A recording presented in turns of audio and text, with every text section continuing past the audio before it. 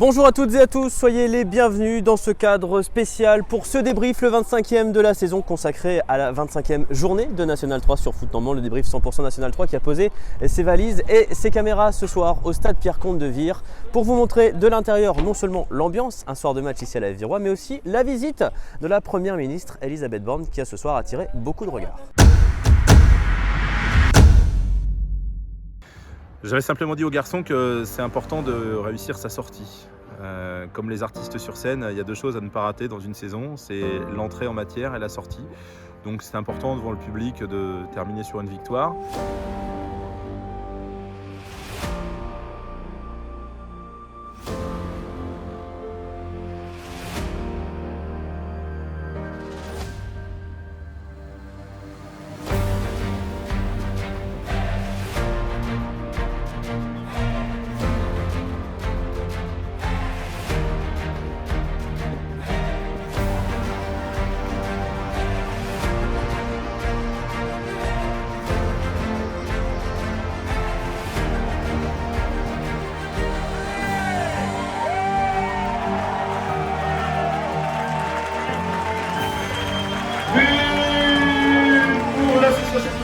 Marqué par son numéro 11, Anas Farabet.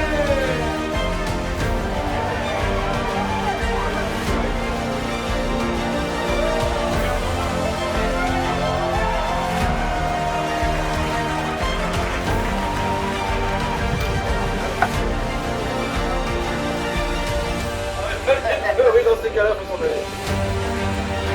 Henri.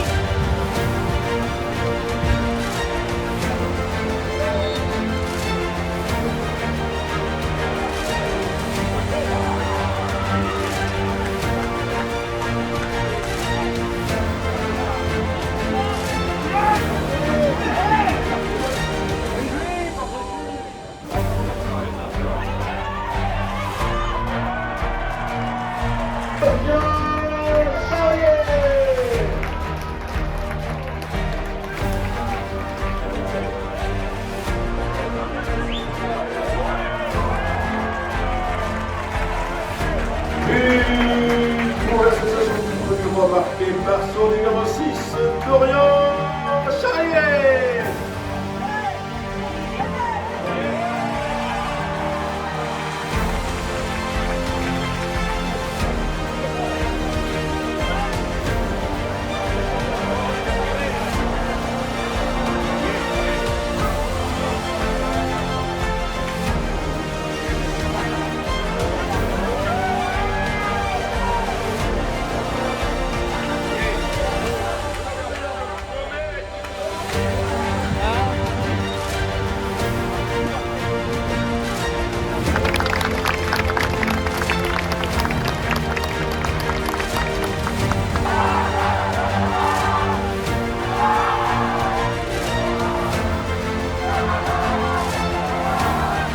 Il y a deux choses à ne pas rater dans une saison, c'est l'entrée en matière et la sortie.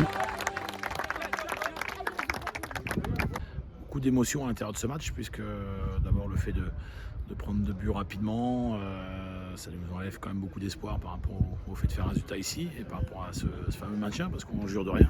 Je l'ai dit toute la semaine d'ailleurs, le Stade Malherbe n'était pas certain de gagner contre Plabennec. La preuve en est, c'est qu'ils ont fait un nul, alors qui est suffisant, mais puis après derrière ça, il y a la blessure grave de mon fils, donc je ne vous cache pas qu'à ce moment-là, on ne pense plus vraiment au football. On pense au fait que le gamin, c'est la deuxième fois donc, en 3 ans, donc ça fait beaucoup. Et après, on pense aussi aux joueurs, et là, encore une fois, je les trouve héroïques parce qu'on laisse Divan N3, l'équipe B est en R2. Voilà, au vu de nos moyens et au vu des circonstances, je crois que c'est encore presque une vraie performance. On ne peut pas parler d'exploit, mais franchement, les joueurs ont respecté, je dirais, les valeurs du club, c'est-à-dire qu'ils n'abandonnent jamais. Et j'ai pas l'habitude de dire que la seule défaite, c'est l'abandon. Et c'est pour ça qu'ils n'ont pas perdu le match.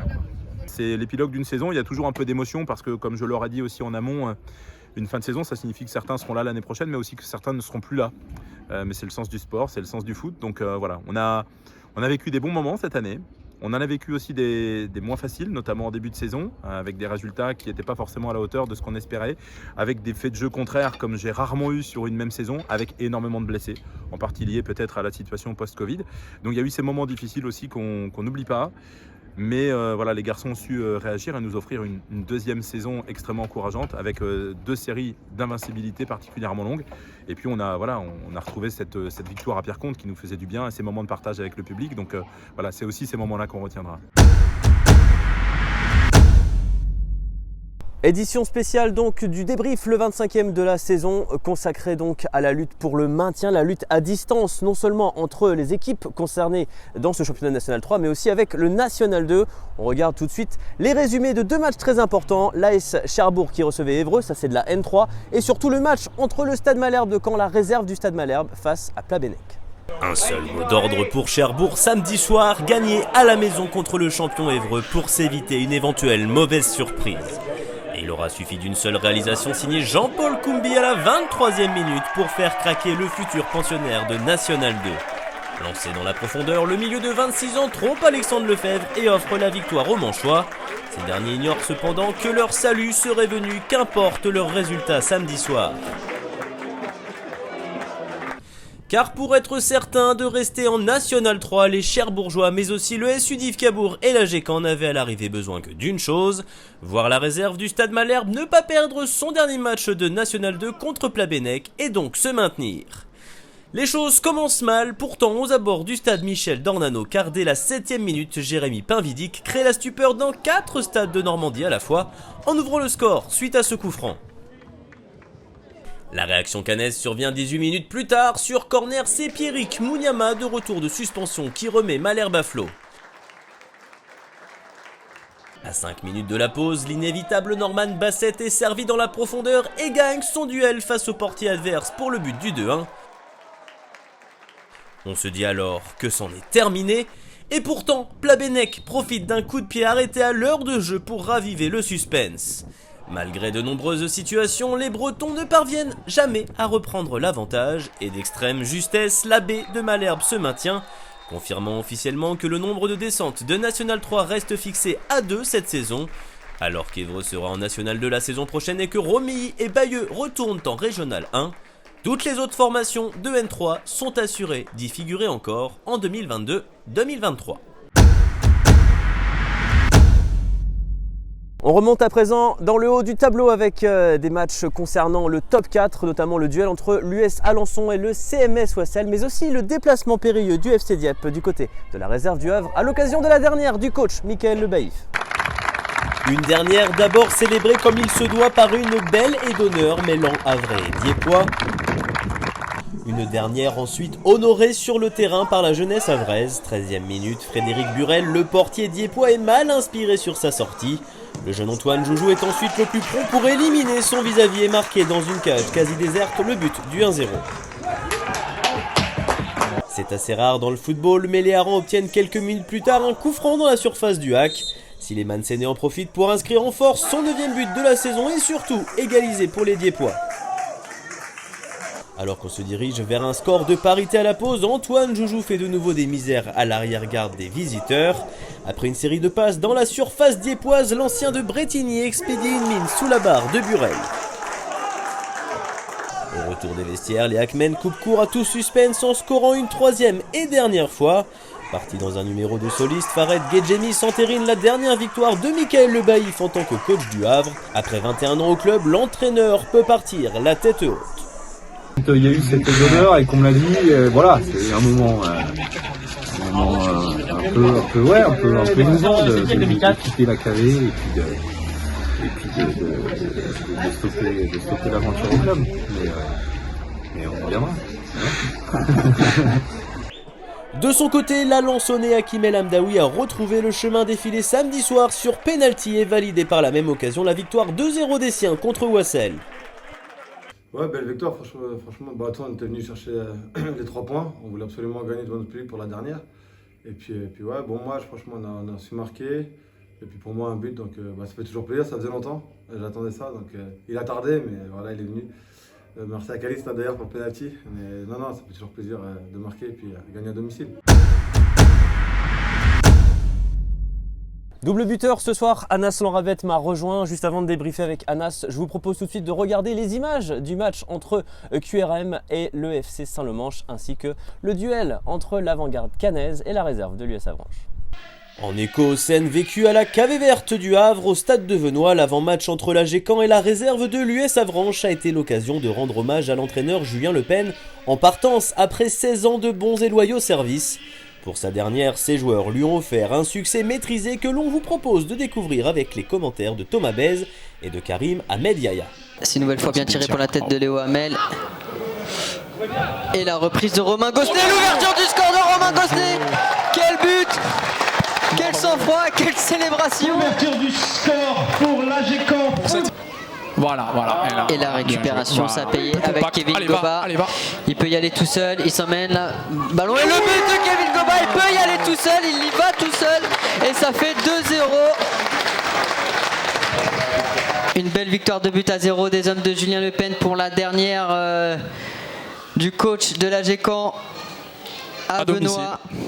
C'est certainement l'information qui a le plus surpris dans le microcosme de la N3 cette semaine. L'entraîneur de Saint-Lô, Mathieu Chevreau, ne sera plus sur le banc manchois la saison prochaine. Ce week-end, l'ex-Grandvillais a donc vécu sur le terrain de la réserve de Quevilly-Rouen Métropole son dernier déplacement saint-lois. Un déplacement amer car perdu 3-0 suite à une réalisation de Samuel Kiar et un doublé de Mamadou Kaloga. En conséquence de quoi, le FC rétrograde au 7e rang et a même dit adieu à ses rêves de top 4. Place au bilan de cette 25e et avant-dernière journée de la saison. Comme on vous le disait, les jeux sont désormais faits en haut comme en bas. Alors que les équipes recevantes ont fait le plein de points à la maison samedi soir, ce ne fut en revanche pas le cas de Romy Pont-Saint-Pierre. Dans un duel de relégués, les joueurs de la vallée de Landelle ont pris l'eau et perdu 5-0 contre le Bayeux FC, qui n'avait plus gagné en championnat depuis le 12 septembre. C'était donc un week-end de fin de série puisque de son côté le champion hébroïcien a vu à Cherbourg s'évanouir 217 jours d'invincibilité en National 3. La semaine prochaine, la dernière journée de championnat verra quelques mini-enjeux se profiler. Dieppe contre Romy espérera une contre-performance de Wassel contre le Havre pour récupérer la place de Dauphin d'Évreux. Alors qu'Évreux de son côté fêtera en grande pompe sa saison au stade Mathieu Bodmer contre Alençon. Vire va tenter de profiter d'un éventuel faux pas des hommes de Vincent Legnaud dans l'heure pour s'inviter sur le fil dans le top 4. Pour cela, il faudra s'imposer au stade Henri-Jeanne face au Bayeux FC pour la dernière d'Olivier Jobat dans le Bessin. L'ancien entraîneur saint-lois sera en effet remplacé par le duo Sébastien Mazur-Yann Fournier à compter de la saison prochaine. Anas, c'était une spéciale Haï-Virois ce soir pour le débrief et on vous a porté chance, j'imagine. 5 buts ce soir, 2 pour toi. Ouais. Quel est ton avis sur cette rencontre? Alors mon avis, c'était un match très, très sympa à voir, que ce soit pour nous les joueurs ou pour les spectateurs aussi. Voilà, on est rentré, on a mis du mouvement, de l'intensité, voilà, et puis voilà, on marque rapidement les 2 premiers buts au bout de 15-10 minutes si je ne me trompe pas. Ouais. Et puis après, à la retour de la deuxième mi-temps, on a eu un petit coup de mou. Ouais. Donc voilà, un penalty concédé contre nous. Et puis après, dès qu'on a posé le ballon, on a commencé à jouer. Et encore une fois, à mettre de l'intensité, comme j'ai dit à la première mi-temps. On enchaîne le 3e, 4e et 5e. Et puis après le 5e but, un coup de mou comme voilà, à l'image de notre saison. Donc on s'est endormi un petit peu, donc on encaisse les 2 buts évitables, je vais dire. Mais voilà, le plus important, c'est la victoire et de bien finir chez nous. Super. Voilà. Merci à toi, Anas. Félicitations pour ta saison. Puis merci d'avoir été l'un des derniers invités du débrief. Il en restera un la semaine prochaine du côté du FC Dieppe en direct. Dispositif spécial sur Foot Normand. Mais avant de se quitter, on a une petite surprise et quand même tout ce que vous attendiez depuis le début de cette émission, on le sait très bien. L'annonce des nommés pour les trophées du N3 de Foot Normand.